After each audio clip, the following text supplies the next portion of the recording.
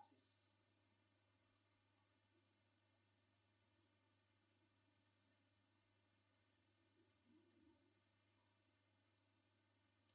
Setting up of business के अंदर हम लेबर लॉ कर रहे थे। आज हम चैप्टर नंबर 16 का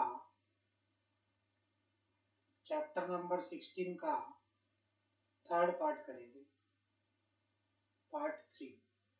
चैप्टर नंबर 16 का पार्ट 3 करेंगे। चैप्टर का नाम है the child and adolescent labor, the child and adolescent labor, prohibition and regulation act, prohibition and regulation act 1986। Chapter का नाम क्या है? The child and adolescent labour prohibition and regulation act 1986। Clear है? इस चैप्टर के अंदर हम बात करेंगे कि इस एक्ट का ऑब्जेक्ट स्कोप क्या है। इसमें कुछ डेफिनेशन दे रखी हैं। Prohibition of employment and employment of children in any occupations, prohibition of employment of adolescent in any occupations, prohibition of employment of adolescent in certain hazard occupation and process, regulation of condition of work of adolescent, hours and period of work, weekly holiday, maintenance of register, penalty, ये सारे का सारा इसमें हम बात करके यहाँ पर चलेंगे। क्लियर है? बात करते हैं। The Child and Adolescent Labor Prohibition and Regulation Act 1986 prohibit employment of children below 14 year। जो ये एक्ट है ये क्या करता है? प्रोहिबिट करता है employment of children below 14 years in hazard occupation. Hazard occupation मतलब मोर डेंजर, जो ज्यादा डेंजर्स नेचर के ऑक्यूपेशंस होते हैं, जैसे माइंस में काम करना है ना, माइंस के अंदर काम करना, इलेक्ट्रिसिटी किसी इलेक्ट्रिसिटी जनरेशन वाले एरिया में काम करना, जमीन के अंदर काम करना, किसी भी तरह से। तो अगर इस तरह की कोई हैजर्ड ऑक्यूपेशंस है तो वहां पर जो ये एक्ट है प्रोहिबिट करता है कि भाई 14 साल से जितने भी बच्चे हैं उनको एम्प्लॉय नहीं किया जाएगा। And process and regulate the working condition in employment of other in condition in other employment। ये कहता है कि भाई जो एक्ट है ये बिलो 14 years के जो चिल्ड्रन है क्या करता है? पहला प्रोहिबिट करता है, prohibit employment of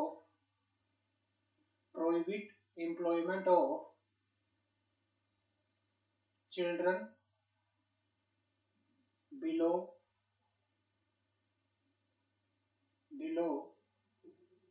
14 years। Clear है? इन हैजर्ड ऑक्यूपेशंस, इन हैजर्ड ऑक्यूपेशन। और दूसरा and process and regulate the working condition of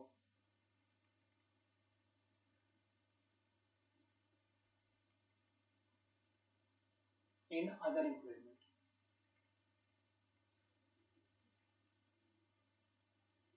clear है? आगे बात करते हैं। Introduction. The Child and Adolescent Labor Prohibition and Regulation Act 1986 an act to prohibit the engagement of children in all occupation। ये prohibit करता है कि आप चिल्ड्रन को किसी भी ऑक्यूपेशन में एंगेज नहीं करेंगे। प्रोहिबिट करता है the engagement of adolescent in the hazard occupation and the process and matter connected therewith and incidented thereto it extend to whole of India। जो ये एक्ट है ये प्रोहिबिट करता है ऑक्यूपेशंस ऑफ कि मतलब प्रोहिबिट करता है engagement of the children and adolescent in the hazard occupation या एनी अदर ऑक्यूपेशन, और उसको रेगुलेट करता है किसको, employment in any other occupation. It prohibit employment of children in all the occupation and process to facilitate their enrollment in school in view of right of education to free right of children to free and compulsory education act 2009। ये कहना चाह रहा है कि जो ये act है ये क्या करता है, प्रोहिबिट करता है किसको, चिल्ड्रन को, कि वो किसी भी ऑक्यूपेशन के अंदर एम्प्लॉयमेंट नहीं कर सकते, काम नहीं कर सकते। और ये प्रोसेस करता है, ये हेल्प करता है कि भाई जो बच्चे हैं, जो चिल्ड्रन है, वो क्या करें, स्कूल्स में उनका क्या हो, एनरोलमेंट हो, उनके in the right, in view of right, कि right of the children to free and compulsory education, जो कॉन्स्टिट्यूट ने राइट दिया हुआ है ना। And prohibit employment of the adolescent person who have completed 14 years of age but have not completed। adolescent क्या होता है, children क्या होता है, children का मतलब होता है जो person below 40 years होता है, जो 14 years होता है वो होता है क्या, चिल्ड्रन। एडोलसेंट क्या होता है, एडोलसेंट किसे कहते हैं, एडोलसेंट का मतलब होता है कि भाई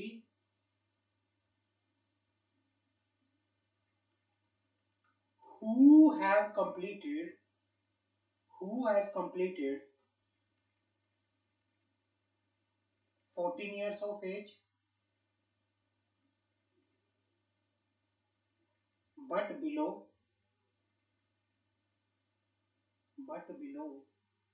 18 years, तो उनकी भी एम्प्लॉयमेंट को ये क्या करता है, प्रोहिबिट करता है इन हैजर्ड ऑक्यूपेशन, किसी भी डेंजरस ऑक्यूपेशन के अंदर।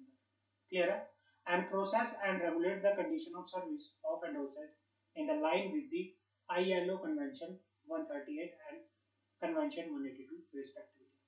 अब कुछ डेफिनेशन दे रखी हैं, हमें एक्ट का पता चल गया, एक्ट का किस पर्पस के लिए आया गया था, प्रोहिबिट करना एंड रेगुलेट करना, किसको, प्रोहिबिट करना एंड रेगुलेट करना employment of the children and adolescent in any occupation, in any employment, उसकी एम्प्लॉयमेंट को क्या करना, उसके उसकी एम्प्लॉयमेंट को रेगुलेट करना, उसकी एम्प्लॉयमेंट को प्रोहिबिट करना, और उनका क्या करना, फैसिलिटेट करना their enrollment in the school in view of right of children to free and compulsory education। Clear है, समझ आ गई। आगे बात करते हैं डेफिनेशन की।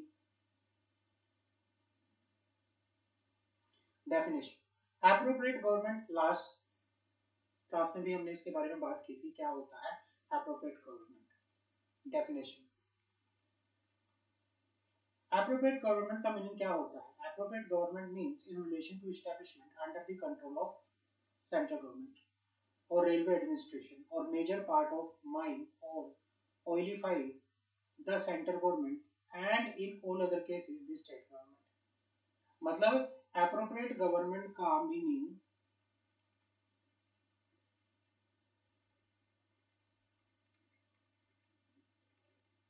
appropriate government का meaning in relation to establishment, in relation to an establishment, उन एस्टेब्लिशमेंट है जो किसके कंट्रोल में है, under the control of central government, under the control of central government या रेलवे एडमिनिस्ट्रेशन और आ पोर्ट, मेजर पोर्ट और माइन या फिर कोई ऑयली फील्ड। तो ये कहना चाह रहा है कि कोई भी एस्टेब्लिशमेंट जो सेंट्रल गवर्नमेंट के कंट्रोल में है, रेलवे एडमिनिस्ट्रेशन के कंट्रोल में है, मेजर पोर्ट है या माइन है या ऑयली फील्ड है, द सेंट्रल गवर्नमेंट, तो उस केस में क्या होगी, सेंट्रल गवर्नमेंट क्या होगी, एप्रोप्रिएट गवर्नमेंट होगी। And in all other cases state government. Adolescent means a person who has completed is 14 years of age but has not completed 18 years। Child means a person who has not completed his 14 years of age or such age as may be specified in the Right of Children to Free and Compulsory Education Act 2019, whichever is more. Day mean a period of 24 hours beginning at midnight. Establishment include shop, commercial establishment, workshop, farm, residential hotel, restaurant, eating house, theaters, other place of public amusement and entertainment. Occupier क्या होता है? In relation to establishment or workshop means the person who has the ultimate control. Occupier का मतलब हमने last class में भी पढ़ा था, लेकिन हर एक एक्ट के पर्पस के लिए अलग अलग डेफिनेशन में थोड़ा क्या है चेंज है ना. तो यहाँ पर ऑक्यूपायर की जो डेफिनेशन है, ऑक्यूपायर की definition in relation to establishment या workshop means the person who has, जिसका क्या है अल्टीमेट कंट्रोल है over the affair of establishment या फिर वर्कशॉप. अब वर्कशॉप क्या होती है? वर्कशॉप का मीनिंग समझते हैं.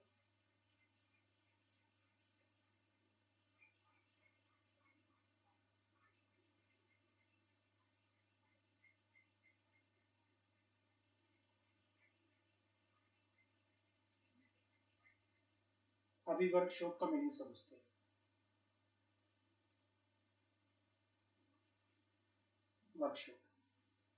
वर्कशॉप means any premise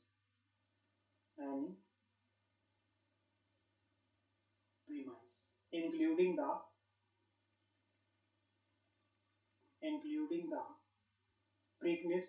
उसका मतलब जो सराउंडिंग एरिया होता है उसको क्या कहते हैं? Precincts. Including the precincts. Premise means workshop means any premise including the premise where any industrial process is carried out but does not include any premise to which the provision of section 66 of the Factory Act 1948 for the time being apply. मतलब जहां पर कोई भी industrial work carry होता है तो उसे क्या कहते हैं? वर्कशॉप कहते हैं. बट उसमें कौन सा प्रीमाइस नहीं आएगा? उसमें वो प्रीमाइस नहीं आएगा जहां पर section 67 of factory act applicable होता है. तो ये डेफिनेशन. आगे बात करते हैं.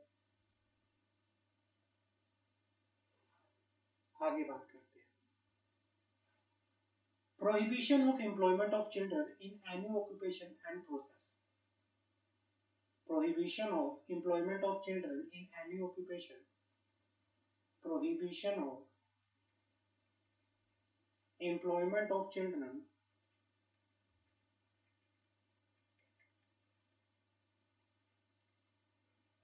in any occupation and process. इसकी बात करते हैं. Section 3 of the Act provides that no child shall be employed or permitted to work in any occupation or process except. ये कहना चाह रहा है कि किसी भी चिल्ड्रन को, किसी भी बच्चे को परमिट नहीं किया जाएगा किस चीज के लिए? काम करने के लिए इन एनी ऑक्यूपेशन और प्रोसेस एक्सेप्ट, सिर्फ इन सिचुएशन को छोड़ के. हेल्प इज फैमिली और family enterprise which is other than any hazard occupation और process set forth in the schedule after school hours और ड्यूरिंग वेकेशन. अगर वह कोई काम कर रहा है जिसमें वो अपनी फैमिली की मदद कर रहा है या अपनी फैमिली के साथ काम कर रहा है और वो काम खतरनाक नेचर का नहीं है, डेंजरस नेचर का नहीं है ना, और वो काम वो जो काम कर रहा है वो स्कूल आर के बाद कर रहा है या ड्यूरिंग वेकेशन कर रहा है, तो ऐसे काम अगर वो कर रहा है तो वो इस एक्ट के अंदर नहीं आते. या फिर work as an artist in audio visual entertainment industry including advertisement, film, television, serial or any such other entertainment or sports activity except the circus subject to the condition and safety measure has been prescribed. या फिर वो किसी audio visual entertainment industry में और या किसी advertisement agency में, film में, टेलीविजन में, सीरियल्स में, अगर इनमें काम कर रहा है ना, सिर्फ सर्कस को छोड़ के, subject to the such condition and safety measure has been prescribe. अगर वो ये काम कर रहा है तो उनके ऊपर सेक्शन 3 एप्लीकेबल नहीं होता। बाकी अगर कोई काम दूसरा कर रहा है तो उसमें वो नहीं कर सकता। However such work shall affect the school education, however no such work shall affect the school education of child, but ये काम उसकी स्कूल एजुकेशन को अफेक्ट नहीं करना चाहिए। वो ये ए और बी वाले काम कर सकता है बट उसकी एजुकेशन जो है वो अफेक्ट नहीं होनी चाहिए। आगे बढ़ते हैं। It may be noted that the expression family in relation to the child being his mother, his father, brother, sister, father is sister, brother and mother is sister and brother. Family enterprise का मतलब होता है any work, profession, manufacture or business which is performed by the member of the family with the engagement of other person. Artist का meaning होता है a child who perform or practice any work as a hobby, profession directly involved him as an actor. कोई भी person अगर कोई actor है, कोई भी चिल्ड्रन अगर एक्टर है, सिंगर है, स्पोर्ट्स पर्सन है या in such other activity has been prescribed relating to entertainment और sports activity following under clause B subsection 2। तो ये सारे का सारा किस में आता है? आर्टिस्ट में आता है। तो मतलब सेक्शन 3 कहता है कि सिर्फ ये दो ए और बी में काम बता रखे हैं कि जहां वो अपने फैमिली के साथ काम कर रहा है और जहां पे वो एज अ आर्टिस्ट काम कर रहा है जिससे उसकी स्कूल एजुकेशन अफेक्ट नहीं होती, तो वो ये काम कर सकता है। अदरवाइज वो इनसे अलग कोई दूसरा क्या नहीं कर सकता, किसी भी एम्प्लॉयमेंट में या किसी भी काम में नहीं इन्वॉल्व हो सकता। ठीक है ना, समझ आ गई? आगे बात करते हैं। Prohibition of employment of adolescent. Adolescent मतलब जिसने 14 साल की एज कंप्लीट कर ली है लेकिन अभी 18 साल का नहीं हुआ, तो हम बात करते हैं। Prohibition of employment of adolescent in the hazard occupation. Hazard occupation मतलब कहता है मोर रिस्की, जो बहुत ज्यादा डेंजर नेचर के होते हैं। Section 3A provide that no adolescent shall be employed or permitted to work in any of the hazard occupation or process set forth in the schedule. The hazard occupation or process set forth in the schedule has a under कि भाई वो mines में काम नहीं कर सकते, वो inflammable substance या एक्सप्लोसिव या हैजर्ड प्रोसेस में काम नहीं कर सकते। For the purpose of this schedule, hazard process has the meaning assigned to it in clause of Factory Act 1948. However, the central government by notification specify the nature of non-hazard work to which adolescent may be permitted to work under the act. Central government ने कुछ non risky, non क्या कहते हैं, non risky काम के बारे में बता रखा है जो एक अडोलसेंट कर सकता है। अब बात करते हैं कि भाई जो ये चिल्ड्रन होते हैं, ये अडोलसेंट होते हैं, ये कितना काम कर सकते हैं। Hours and period of work. Section 7 provide that no adolescent shall required or permit to work in any establishment in excess of such number of hours as may be prescribed for such establishment or class of establishment. ये कहना चाह रहा है कि भाई एक adolescent जितना उस इस्टेब्लिशमेंट के लिए या क्लास ऑफ इस्टेब्लिशमेंट के लिए नंबर ऑफ आवर्स काम करने के लिए अलाउ कर रखे हैं तो उससे ज्यादा नहीं कर सकता एक adolescent. The period of work of each day shall be fixed, that no period shall exceed 3 hours, and that no adolescent shall work for more than 3 hours before he has had an interval for rest for at least 1 hour. मतलब ये कहना चाह रहा है कि भाई वो 3 घंटे काम कर सकता है, 3 घंटे से ज्यादा नहीं काम कर सकता, उसके बाद उसको 1 आवर का 1 घंटे का रेस्ट दिया जाएगा। The period of the work of child shall so arrange that inclusive of interval for rest, it shall not be spread more than the 6 hours. और उसका जो पीरियड ऑफ वर्क होगा पूरा overall including the overall work, जो period होगा overall work जिसमें include होगा उसका 1 hour of rest, 1 hour of rest, तो 6 घंटे से ज्यादा नहीं होना चाहिए। क्लियर है? 6 घंटे से ज्यादा एक दिन में उसका काम नहीं होना चाहिए। क्लियर है? समझ आ गई? Shall work for more than 3 hours before he had an interval for rest for 1 hour. The period of the work of the child shall so arrange that inclusive of his interval for rest, it shall not be spread over more than 6 hours, including the time spent in waiting for the work in any day. Clear? The section also stipulated that no adolescent shall permit or required to work between 7 p.m. to 8 a.m. मतलब वो रात को काम नहीं कर सकता. No adolescent shall be required or permit to work overtime. ना ही वो overtime कर सकता. No adolescent shall be required or permit to work in any establishment on any day on which he has already been working in another establishment. कि मतलब ये कहना चाह रहा है कि एक दिन में वो एक से ज्यादा इस्टेब्लिशमेंट में काम नहीं कर सकता. अब बात करते हैं वीकली हॉलीडे की. Weekly holiday as per section 8, every adolescent employed in establishment is entitled to in each week a holiday of one full day. उसको हफ्ते में एक दिन की छुट्टी मिलेगी.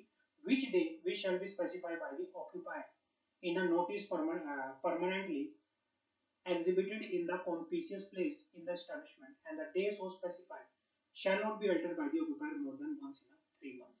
ये कहना चाह रहा है कि हफ्ते में जो एक दिन की छुट्टी उसको मिलेगी वो डिसाइड स्पेसिफाई कौन करेगा, जो एस्टेब्लिशमेंट का क्या है, मालिक है, ऑक्यूपायर है.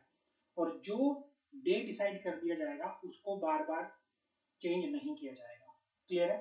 Notice to the inspector.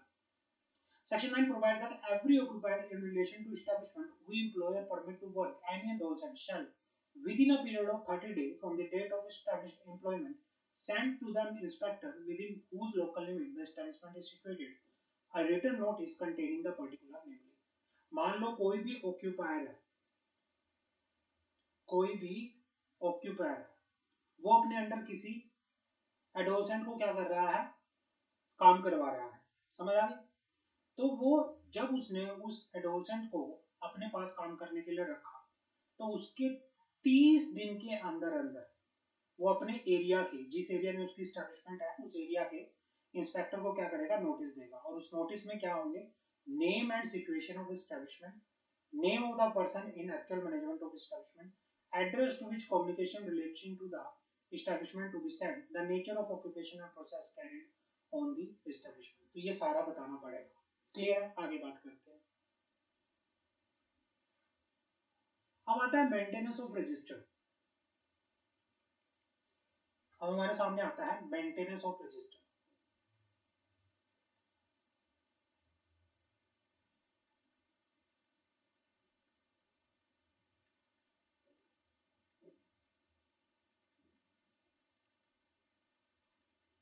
Maintenance of register. Every occupier in respect of adolescent employee permit to work establishment maintain a register to be available for inspection by the inspector at all time during working hours when work is being carried on in any service establishment. ये कहना चाह रहा है कि भाई जो occupier है, occupier clear है, ऑक्यूपायर अपने अंडर या एम्प्लॉय कर रहा है या किसी एडोलसेंट को काम करने के लिए परमिट कर रहा है. तो जहां पर भी जिस भी एस्टेब्लिशमेंट में किसी एडोलसेंट को एम्प्लॉय किया जा रहा है तो वहां पर ऑक्यूपायर की ये रिस्पॉन्सिबिलिटी है कि वो एक रजिस्टर मेंटेन करके चले. रजिस्टर मेंटेन करके चले. क्लियर है. रजिस्टर मेंटेन करके चले. किसके लिए, to be available for the inspection of, register to be available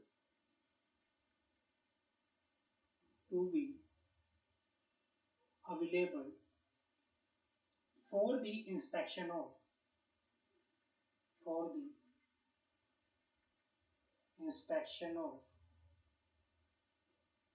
inspector at all time during working hours or when work is being carried on in any such establishment, showing the name and date of birth of every adolescent so employed or permit to work, hours and period of work on any such adolescent, an interval of rest. कि भाई जो भी adolescent occupation में काम कर रहा है उसका नाम क्या होगा, डेट ऑफ बर्थ क्या होगी, कितने घंटे वो काम करता है और कितना उसको रेस्ट दिया जाता है, किस तरह का वो काम करता है, nature of work, such other particulars has been prescribed. Display of notice containing abstract of section 3A and section 14. Every railway administration, every port authority, every occupier shall cause to be displayed in a conspicuous and accessible place at every station on its railway or within the limit of port or at a place of work as the case may be, a notice in local language or in English language containing abstract of section 3A and section 14. अब penalties की बात करते हैं, क्या क्या penalty लगेगी. Where whoever employ any child permit any child to work in contravention of the provision of section 3 shall be punishable with imprisonment for term which shall not be less than 6 months but which may extend to 2 years, with fine which shall not be less than 20,000 rupees but which may extend to 50,000 rupees or both. However, the parent or guardian of such children shall not be punished unless they permit such child for the commercial purpose in contravention of the provision of act. मतलब अगर किसी बच्चे को subject to the contravention of section 3 के according, मतलब अगर कोई occupier क्या करता है सेक्शन 3 की कॉन्ट्रावेंशन करता है तो उसके ऊपर 6 महीने की सजा जो कि मैक्सिमम टू मैक्सिमम 2 साल की भी हो सकती है, 20,000 रुपए का फाइन जो कि ज्यादा से ज्यादा 50,000 भी हो सकता है या दोनों भी लग सकते हैं, और गार्जियन और पेरेंट्स पे भी क्या हो सकती है, अगर गार्जियन एंड पेरेंट्स बच्चे को अलाउ करते हैं किसी कमर्शियल पर्पस के लिए तो वो भी क्या होंगे, लायबल होंगे. Whoever employ any adolescent or permit any adolescent to work in contravention of provision of 3 shall be punishable with imprisonment for a term which shall not be less than 6 months but which may extend to 2 years, or fine which shall not be less than 20,000 rupees but which may extend to 50,000 rupees, or with both. However, the parent or guardian of such adolescent shall not be punished unless they work such adolescent to work in contravention of provision of 3 years. समझ आ गई. Child के लिए, adolescent के लिए clear है. The parent or guardian of any child or adolescent shall not be liable for punishment in case of first offense. Whoever having been commit an offense under section 3 or 3A commit like offense afterward, he shall be punishable. मतलब अगर further दोबारा से अगर कोई company क्या करती है, अगर कोई स्टैब्लिशमेंट मान लो क्या करती है इस तरह का कॉन्ट्रावेंशन करती है तो दोबारा से उनके ऊपर क्या है, he shall be punishable with imprisonment for a term which shall not be less than 1 year but which may extend to 3 years. Clear है? 1 year but which may extend to 3 years. The parent or guardian having been convicted for offense under section 3 or 3A commit an offense afterward, he shall be punishable with fine which may extend to 10,000 rupees. Whoever failed to comply with the contravention, any other provision of the act or the rules made thereunder shall be punishable with simple imprisonment which may extend to 1 month or with fine or which may extend to 10,000 rupees or both. Clear है? समझ आ गए? आगे बात करते हैं.